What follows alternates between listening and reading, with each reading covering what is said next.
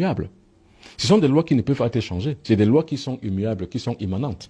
Donc c'est des lois qu'on vit de l'intérieur de soi-même. D'ailleurs, c'est ça Dieu. Dieu, j'avais dit hier une communication sur le forum où j'avais dit aux Africains qui participent à ce forum, qui est Dieu? Dieu n'est pas au ciel. Le Dieu qu'on vous dit qu'il est au ciel, il n'existe pas. C'est pour ça qu'il y a un internaute qui m'a écrit, me dit, mais donc vous voulez dire que Dieu n'existe pas? Justement, c'est parce qu'il n'a rien compris. Je dis que le Dieu qu'on nous a dit qu'il est au ciel, notre Père qui est au ciel, que ton nom soit sanctifié, que ton règne vienne, et je l'assume, il n'existe pas. Parce qu'en l'an 1, on l'avait créé, il était question qu'on crée un Dieu, parce qu'on voulait faire les conquêtes terriennes d'outre-mer. On a donc créé un Dieu, parce que quand on veut dompter un peuple, on lui donne un Dieu. Il fallait donc qu'on crée un Dieu qu'on appelle Jéhovah, pour qu'on le donne maintenant au peuple négro-africain, pour pouvoir le dompter. C'est comme ça que ça s'est passé. Celui-là n'est pas bon, il n'existe pas. Donc n'y croyez pas. C'est pour ça que j'ai dit aux négro-africains, sortez des églises. Parce qu'on vous parle du même Dieu. Et l'église qui vous parle du même Dieu vient de chez ceux qui ont créé ce Dieu-là. Il y a des lois de la nature. Quand vous les connaissez, vous connaissez Dieu. Or, celui qu'on vous a dit qu'il est au ciel, vous ne le connaissez pas, vous y croyez simplement. Or, sortez donc de la croyance, entrez dans la connaissance. C'est la connaissance qui vous libérera. Et quand vous êtes dans la connaissance, je vous y aide. Je vous parle aujourd'hui en conclusion des 7 lois de la nature. J'en parle tout le temps. Pour que vous compreniez que pour le négro-africain, c'est ça Dieu. C'est dans la nature. La première loi, c'est la loi du mental. Ça veut dire que tout ce que vous voyez, tout ce que vous voulez faire, visualisez-le, vous le voyez, vous voyez que c'est déjà fait, vous le faites, mentalement vous l'avez fait.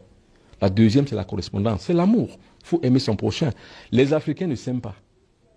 Pas du tout. Mais la preuve est là, allez à l'hôpital, vous n'avez pas l'argent, vous allez mourir, Madame Ketcha. C'est les Africains qui vous regarderont mourir. C'est pas l'amour, ça. Donc la deuxième loi de la correspondance, les Africains ne l'observent pas. Ni la première d'ailleurs. Les Africains attendent toujours qu'il y a un Dieu qui est au ciel qui va les aider. Ils n'observent aucune loi de la nature. C'est pour ça qu'ils sont ce qu'ils sont. La troisième loi, c'est la vibration. C'est la loi de l'intelligence. C'est-à-dire que vous êtes à distance, je vous parle. C'est la télépathie, c'est la téléphonie qui vient de là. C'est la troisième loi de la vibration. Vous vibrez au même diapason avec les autres. C'est ce que les Juifs font. Ils vibrent tous au même diapason. Parce qu'ils ont compris la nécessité de cette loi. Et c'est pour ça que attaquez-vous à un seul Juif. C'est toute la meute et la cohorte juive qui va se ruer vers vous. Les abeilles ont aussi la même politique. Les Juifs l'ont. Les Occidentaux l'ont à travers leur OTAN. Vous essayez d'attaquer seulement un seul pays occidental, l'OTAN va se mettre en ordre de bataille pour vous attaquer. C'est comme ça que les autres peuples font. Mais les Africains attendent assis en contemplation vis-à-vis d'un Dieu distant et lointain, qui ne les écoute même pas. Il faut donc en sortir, c'est ce que je dis. La quatrième loi, comme je viens de le dire, c'est la dualité. Tout ce que vous faites, Madame Ketcha, il y a un pour, il y a un contre. Vérifiez toujours ce qui est positif et ce qui est négatif. Et en cela, donc, vous allez réussir. La cinquième loi, c'est la loi du temps. Gbagbo a dit, le temps c'est l'autre nom de Dieu. Dieu c'est le temps. Chaque chose est faite selon son temps, à son moment, à son niveau et chaque chose. C'est pour ça que je dis pour les négro-africains, nous ne sommes plus à l'heure de la victimisation, c'est passé. Ne me dites plus, ne vous réveillez pas le matin, venez me dire que la France a fait ceci, la France a fait cela. Je vous répondrai que la France est dans son rôle. Et comme je l'accepte, nous l'acceptons ainsi, nous sommes dans le rôle de proie. Mais c'est comme ça. Or, la proie qui s'énerve et qui émotivement dénonce et se victimise, messieurs, est une véritable proie éternelle. Et c'est ça les Africains. Et c'est pour ça que je dénonce ça. Je dis que non, il ne faut pas dire aux Africains chaque fois qu'ils sont des victimes. Non, nous ne sommes pas des victimes. Nous sommes des cons. Maintenant, quand vous dites à l'Africain que si cela vous arrive, c'est parce que vous êtes un imbécile, un idiot, un con, un vaurien et un sous-être humain, c'est pour lui permettre de changer. Et quand je dis changer, ça ne veut pas dire qu'on dit que j'ai changé, non. Ce sont des états de conscience supérieurs. Il faut y accéder. C'est ce que les autres peuples ont fait, c'est ce que les Juifs ont fait, c'est ce que les Chinois, les Asiatiques ont fait. Nous, on doit le faire. Nous, on le fait parce que moi, je le fais avec ceux qui viennent à mes séminaires et avec ceux qui participent avec moi à l'éclosion d'une nouvelle conscience spirituelle à travers Asra, qui est la plateforme de résistance et de transformation. Et la cinquième loi, c'est le temps. La sixième loi, c'est le genre. Il faut savoir intégrer la femme et l'homme. Voilà ce que les religions négro-africaines font. Ils excluent les femmes. Mais c'est idiot, mais c'est bête et c'est con. Allez voir les Bambombok. Bon, ce que je connais plus Bambombok, parce que je suis moi-même un Bambok. Les Bambombok, une femme ne s'assoit pas là où est les hommes.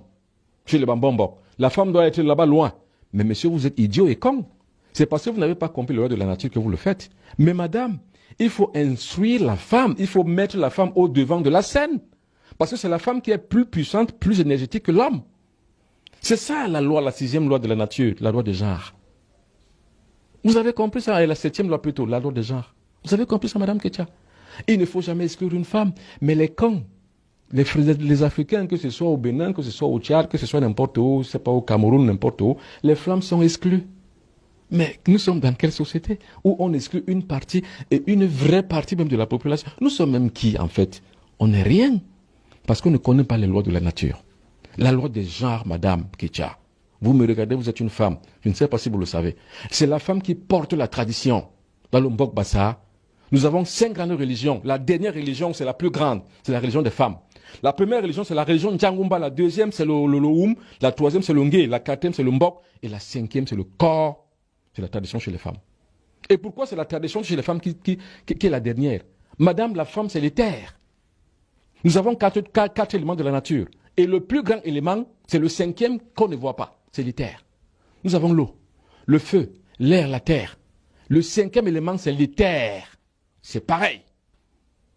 Le 5e élément, la 5e grande religion chez les Bassa du Cameroun, c'est le corps, c'est chez les femmes.